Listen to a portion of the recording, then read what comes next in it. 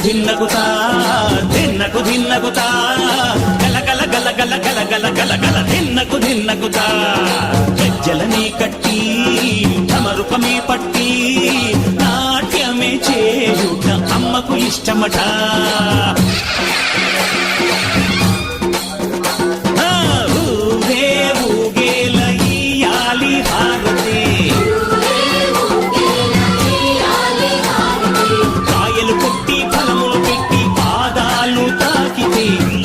వరములు ఇచ్చును తల్లే